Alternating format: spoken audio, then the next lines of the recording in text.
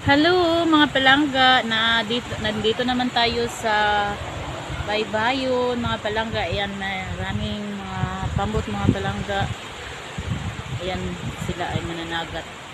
Ayan, doon ang isa mga palangga, doon sa kabila. Hindi masyadong makita. Ito din palangga, oh. Ayan. Managat yan mga palangga, managat. Masyado kasi ditong mainit mga palangga, kaya nandito kami upo kami dito sa mga kahoy-kahoy. Kasi yung iba pa mga palangga yun, ginagawa pa yung mga iba, oh. Nagawa pa sila dun, oh. Tingnan mo. Gumawa pa sila ng mga ibang mga pambot na para panagat mga palangga, yung maghuli ng isda. Dito mga palangga, marami talaga dito. Dito kami minsan dito kami magpunta kapag meron ng isda.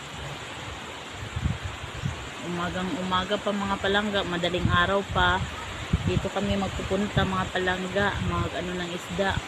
Ngayon mga palangga, hindi na kapanagat yung mga namin, kaya muna kami dito, mag-upo-upo lang, pahangin-hangin minsan, madalas minsan pahangin dito dahil mainit kasi yung panahon. Kaya pupunta naman kami doon sa market, sa palengke mga palangga. Punta kami doon, baka may isda doon sa iba din naming mga suki na mananagat.